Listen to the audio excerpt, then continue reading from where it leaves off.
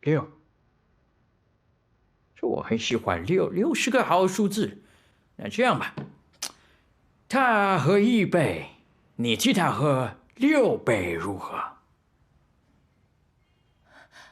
徐督办，别麻烦了。好。嗯，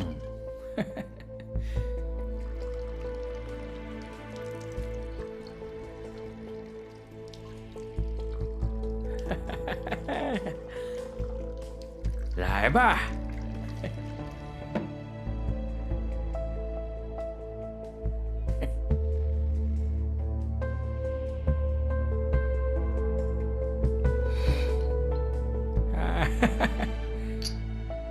干杯！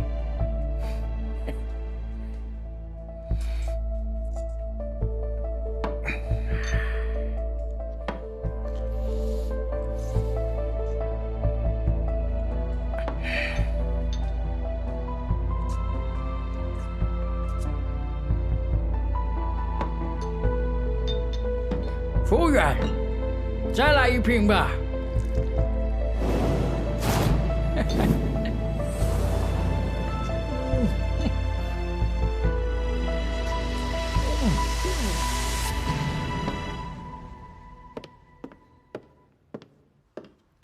哎，服务员，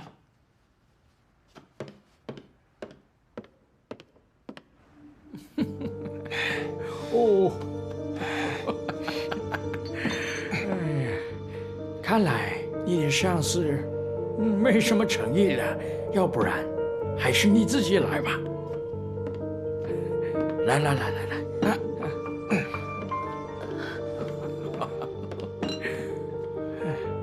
母小姐，本来这瓶酒是替你喝的，我和他还没有喝尽兴呢。来吧，我们两个一起喝怎么样？行，我来喝，我来。哎，不醉不归。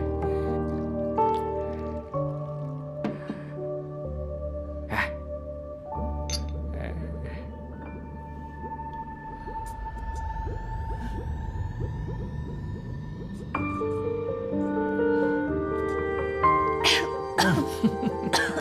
你们的茅台真是越喝越绕，你多喝几杯就习惯了。哦，来，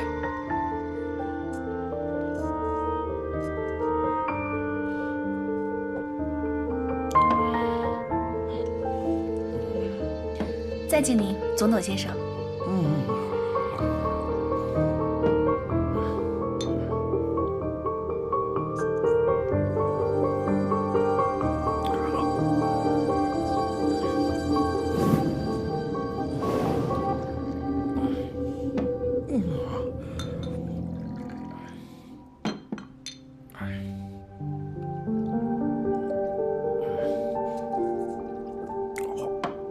我不喝了，我不能再喝了。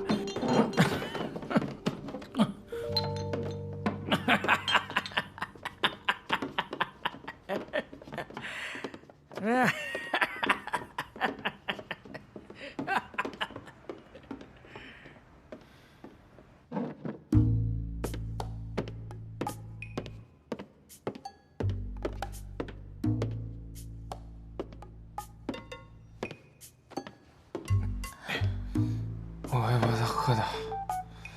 好，好，好，那我们回家喝。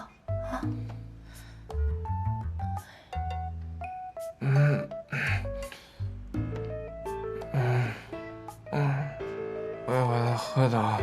那我们回家吧。嗯，曼姐，你不要怕，我会一直保护你。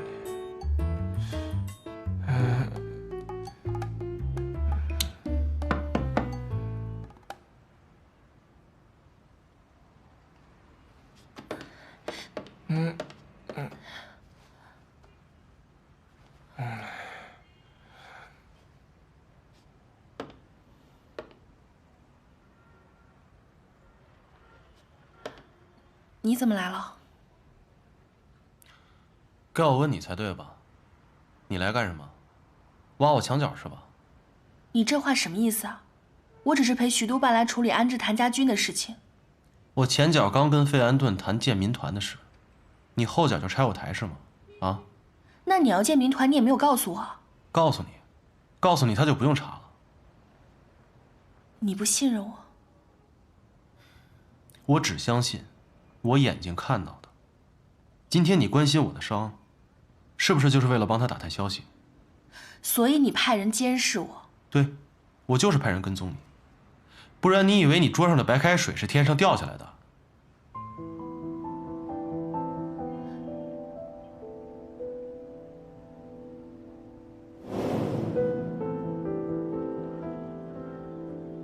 这水是你换的？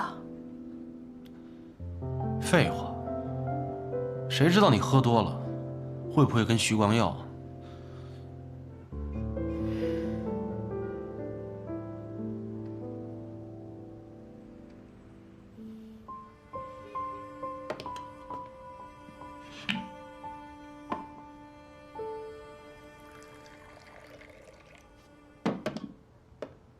在你心里，我就是这样子的人。既然你对我没有半分信任，那我敬你一杯，从此以后我们的结盟就这么结束。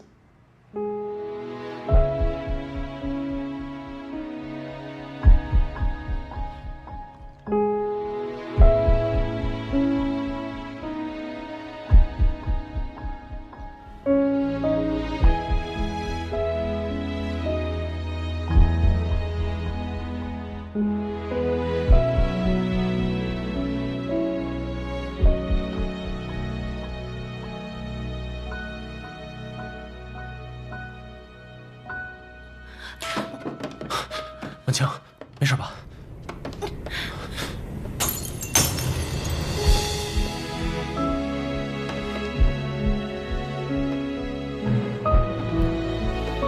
行。如果没有我，你能这么清醒的跟我说话吗？谁让你管我了？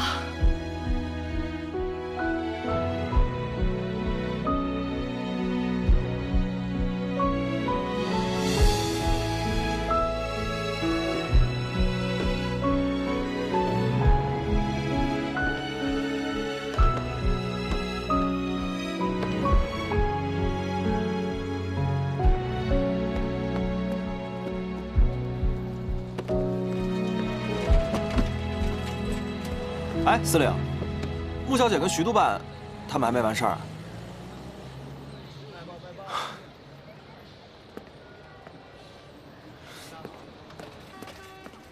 哎，这……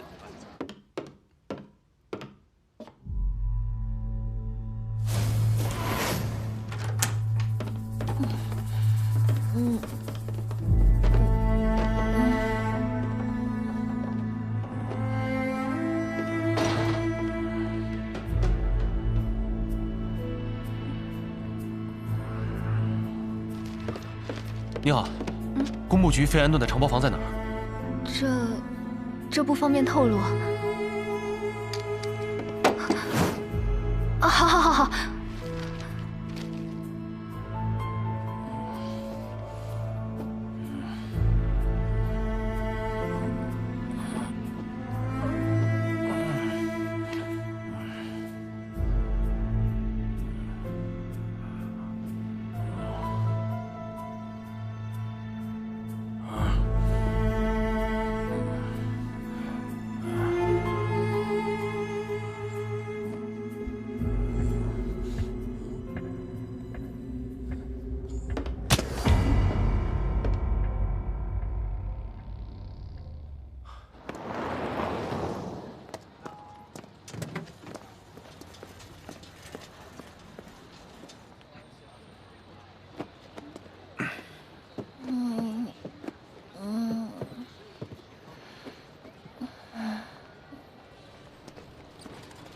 穆小姐喝多了，不仅喝多了，脑子还有问题。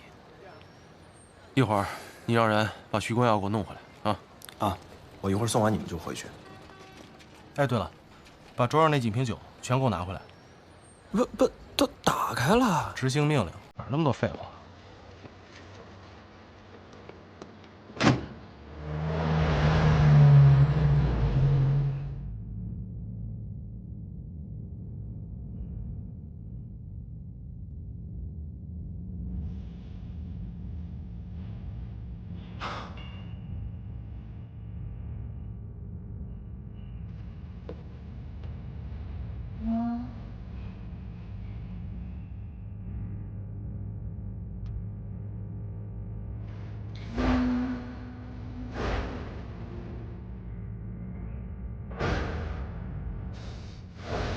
笑什么？好好开车。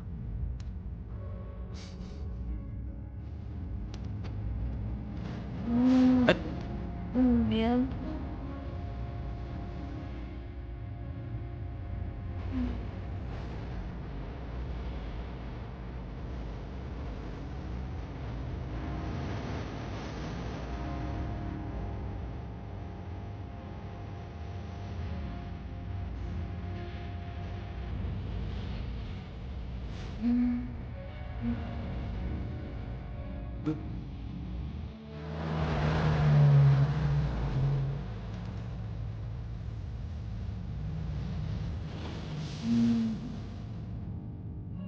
看什么看？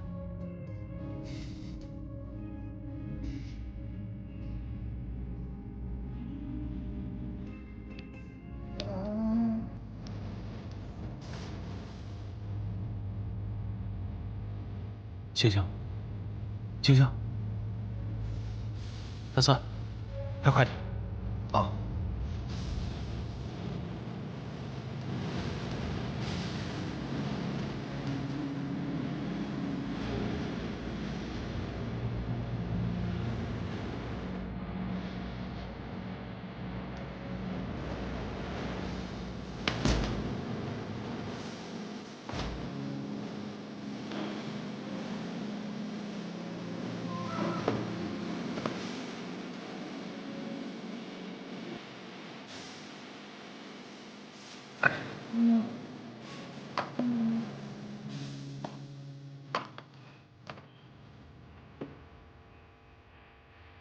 抬个脚。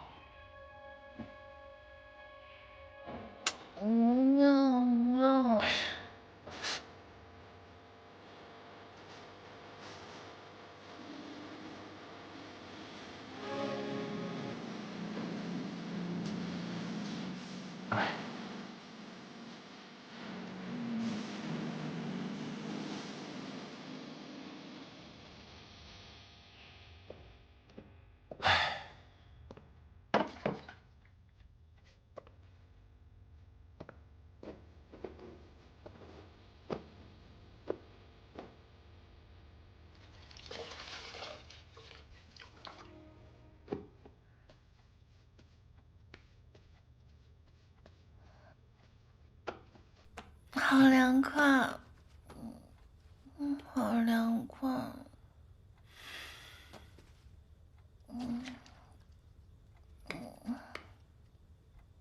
好好好。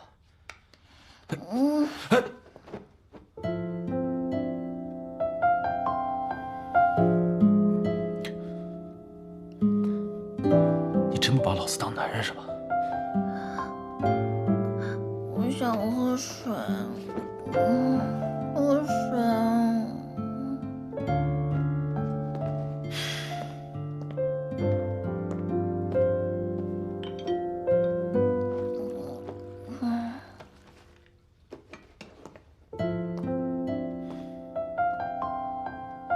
我上辈子欠你的。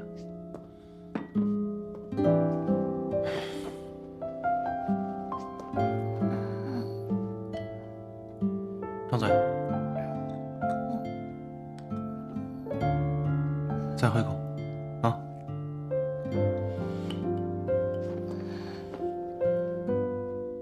我们再喝一杯好不好？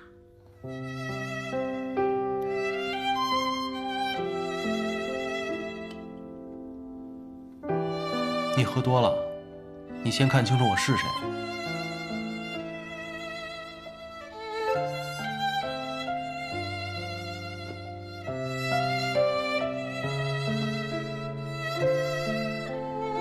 我没有喝多，我就是为了帮你才去喝酒的。帮我？好，我是徐光耀，你要怎么帮我？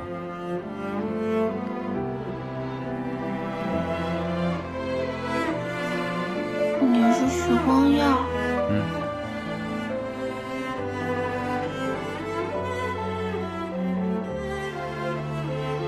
笨蛋。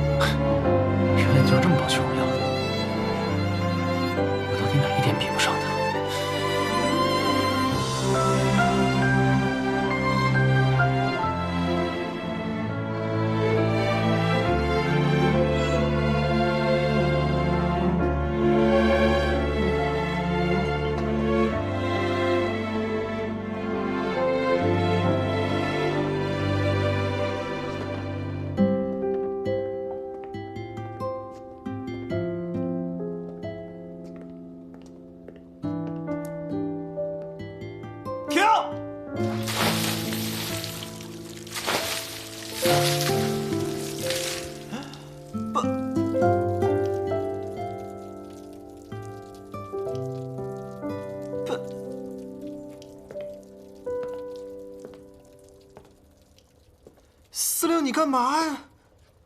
你有什么想不开的？咱洗澡有地方，干嘛在这儿把自己搞失身了呀？你有事没事？没事滚蛋！我有事有事，我把许多半给你弄回来了，酒也给你拿回来了，你现在喝吗？喝什么酒？不喝酒。你不喝酒？我以为你跟穆小姐没尽兴，你俩要接。滚蛋！凶什么呀？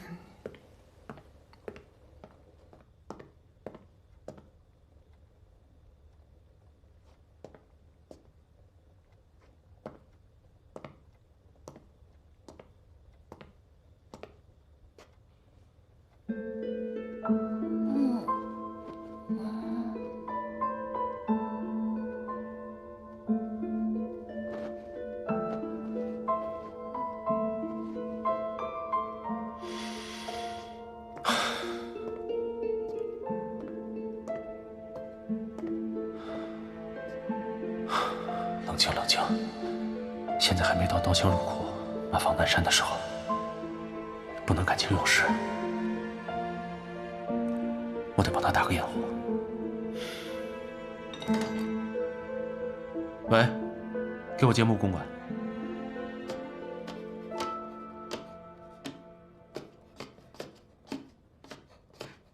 老爷，太晚了，吃点宵夜吧。好，你先去睡，我看完这些文件就睡。哎，今天是什么日子呀？你说这光耀也没有回来，晚清也没有回来，这都怎么啦？刚才谭司令来电话说翻译的文件太多，晚清要和翻译处的人一起加个班。光耀也来过电话说今天晚上不回来了，你不用等他们，先去睡。哎，不过啊，毕竟晚清是个女孩子，这么晚不回来呀，难免让人担心啊。加班不应该呀。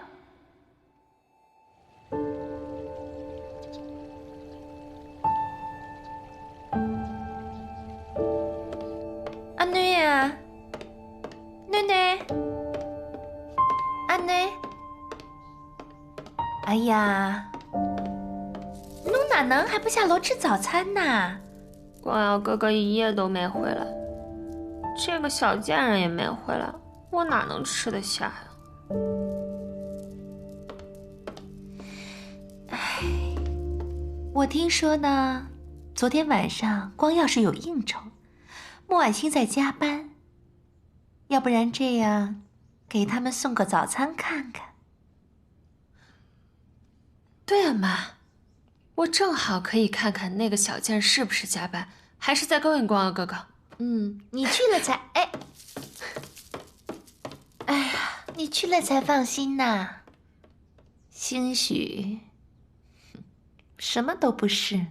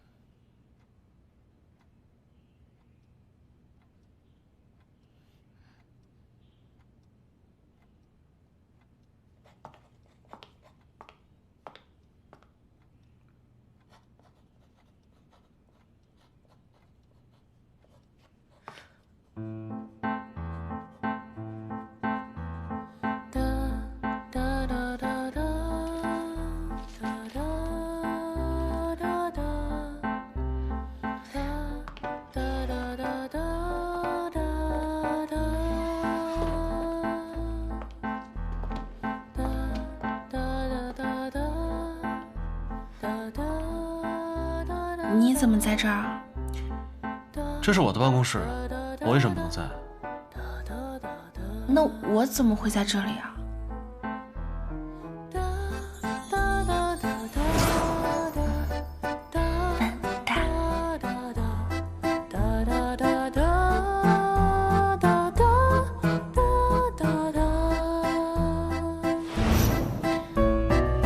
我昨天晚上喝多了，我没说什么不该说的话吧？你没说什么不该说的话，但你是不是觉得你应该睡在徐光耀的办公室里？你这话什么意思？没什么意思。你是他的秘书，而且昨天晚上又是陪他去应酬的，你喝多了躺在他的办公室里，理所应当的。一大早的干嘛说话这么阴阳怪气的？那是因为我好心照顾某个喝醉的人，一晚都没睡。我喝多了，昨天的事情我都不记得了。我有没有惹什么麻烦啊？如果有的话，我向你道歉。我是徐光耀，你要怎么帮我？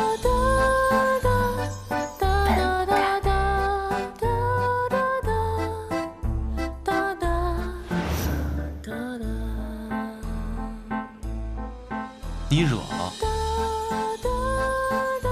那谭司令就不要把我的话放在心上了。反正喝了酒的话也不能当真。不是真心话。你听没听过一句话，叫酒后吐真言？更何况你昨天晚上喝的是酒吗？啊？你啊什么啊？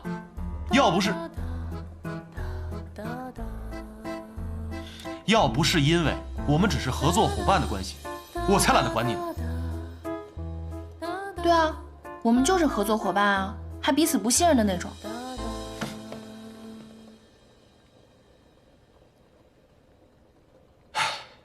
好，你现在就去找你的光耀哥哥啊！要是让别人看见你昨天晚上在我这儿过夜，不是什么光彩的事。老子还没娶媳妇呢，别连累老子清白，赶紧走。走就走，你还别连累我。等会儿，请你把徐光耀叫到我这儿来，谢谢。不客气。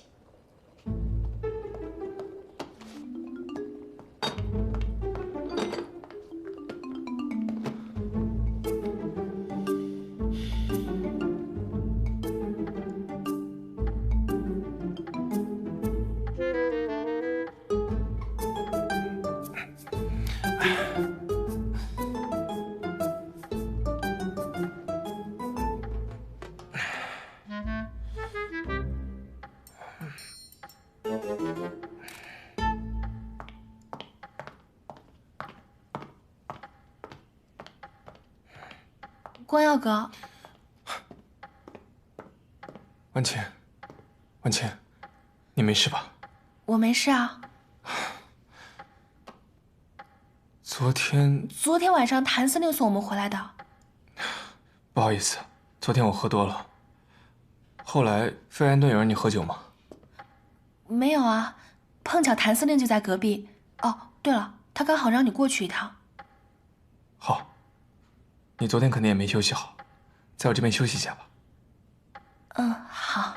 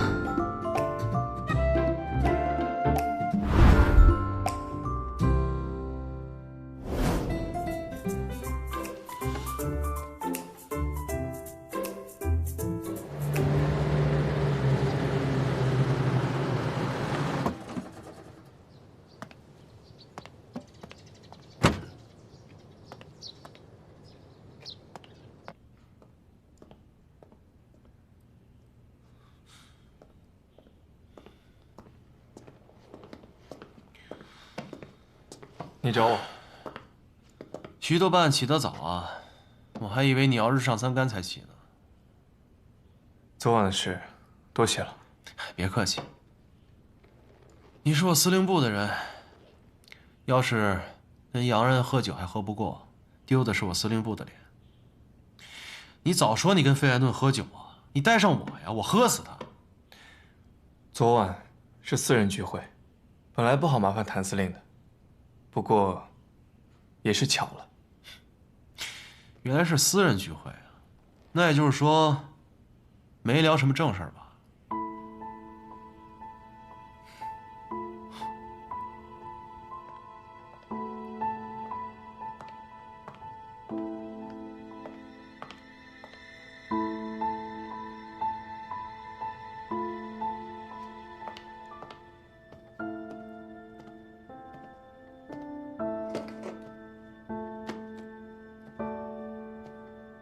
光耀哥哥，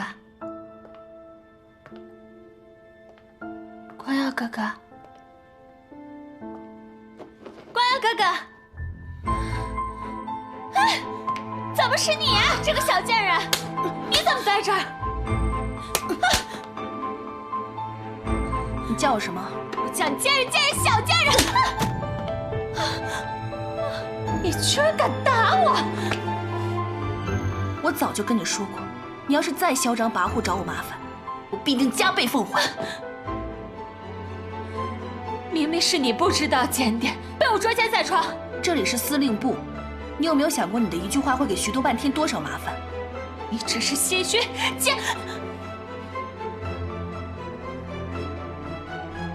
这就去找大家评理。你尽管去，你最好把事情闹大，不仅污蔑我，还破坏他的声誉。到时候用不着我出手，你的光耀哥哥也饶不了我。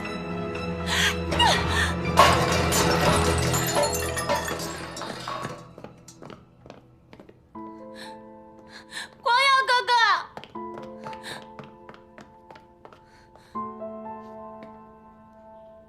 婉婷，你怎么在这儿？我刚才来给你送饭，结果食盒被他给打翻了。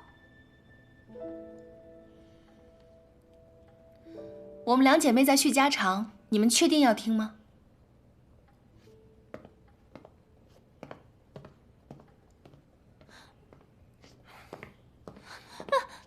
光耀哥哥，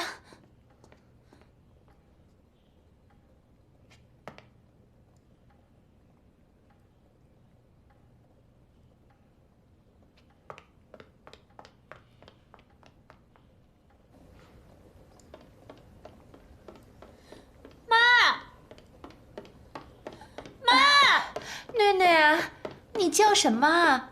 妈，我刚刚看到穆婉清睡在光耀哥哥的床上，能干啥？我亲眼所见，而且他还打了我。衣柜当洞，我看看，我看看。哎呀，打哪里了？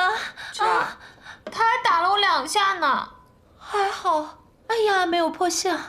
哎，这个小妖精，我可怜他妈妈死的早，对他网开一面。他倒好，这么不识相。既然这样，那我也对他不客气。妈，你赶紧想个办法。现在穆婉清都睡在光耀哥哥的床上了，要是真的嫁进督军府，那我可不成了全上海的笑话了。不就当一个司令部的秘书吗？至于吗？翻身了，上天了。哼，你想得太好了呀，婉婷啊，你最近不要招惹他啊。嘛，好好想想办法，看怎么收拾他。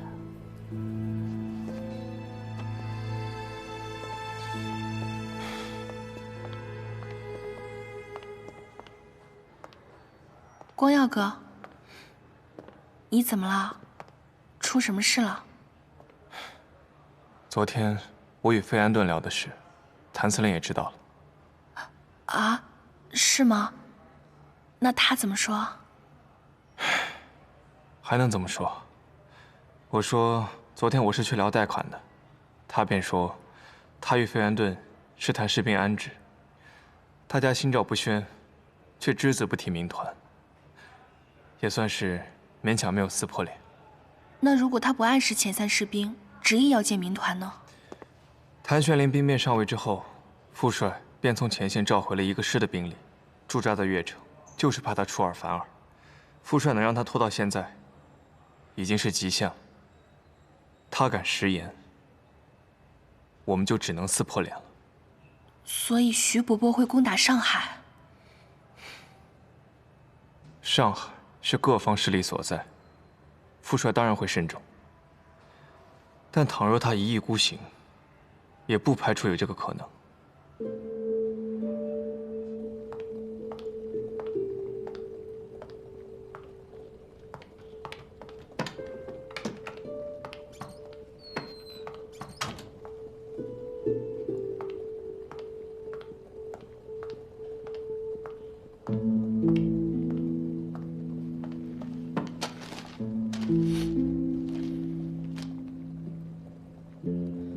谭家军的事情，你到底打算怎么办？你来干什么？我们只是合作关系，这些跟你有什么关系？那作为合作伙伴，我很有必要告诉你，你的打算督军府已经知道了，你承诺的期限也快到了，一旦食言，你上海王的声誉就不保了。这些又跟你有什么关系？我是真心想帮你。你不帮着徐光耀，我就知足了。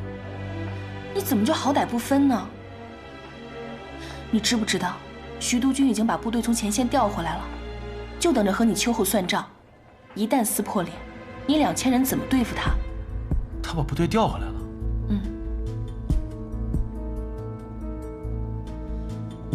大丈夫能屈能伸，你先把谭家军安置下去，千万别以卵击石。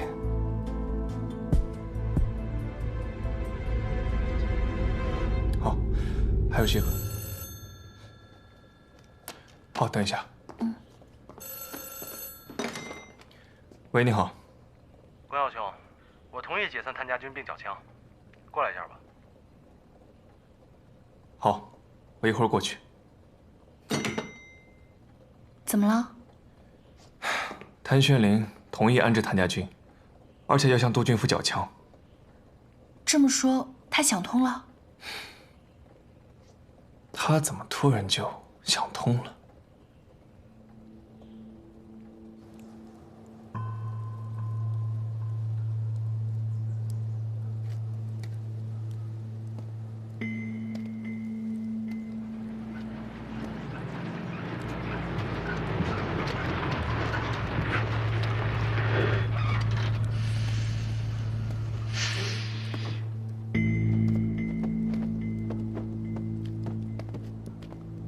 徐督办早。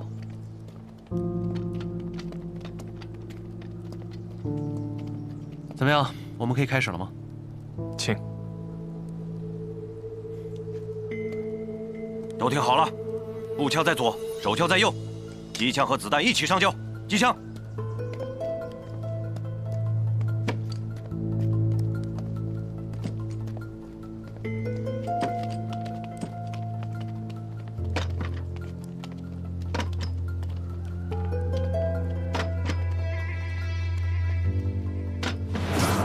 我信你，只不过这些人都是跟我一起出生入死的兄弟，我总不能让他们在码头上扛沙包吧？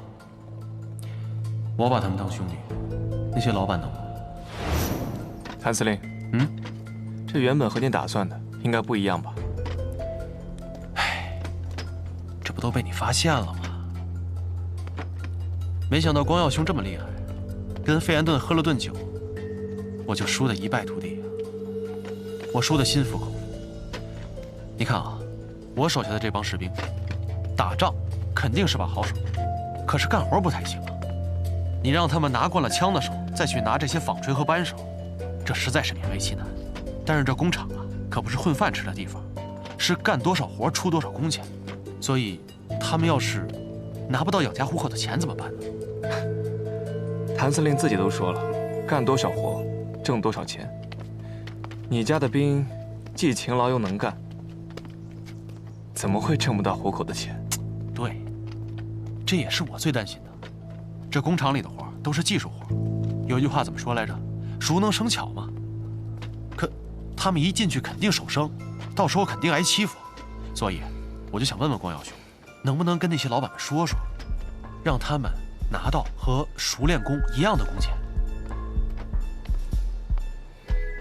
这事恐怕我得和各位老板聊一下。只要光耀兄肯开口，这事儿肯定没问题。那我就先替这些兄弟们谢过光耀兄了。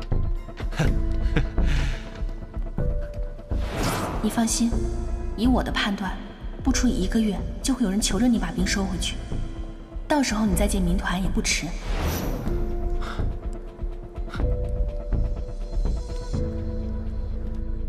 少帅，已经清点完毕。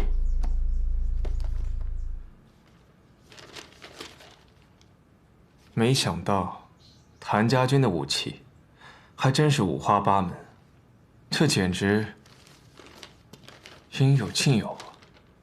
他们一直没有番号，靠给各路督军镇守使打仗谋生，自然是雇主给什么枪就用什么枪。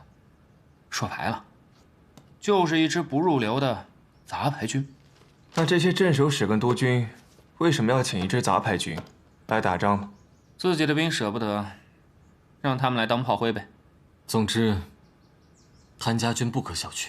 没错，谭家军确实不容小觑。虽然他们的装备不入流，但这些年他们打的漂亮仗还真不少，几乎从无败绩。谭玄龄确实是个将才，要是能为我所用，也许我们还能当个好朋友。非池中物啊，有点意思啊。就是说这谭玄龄天生反骨，不会真心归顺依附于他人。也许这就是傅帅为什么一定要解散谭家军的原因吧。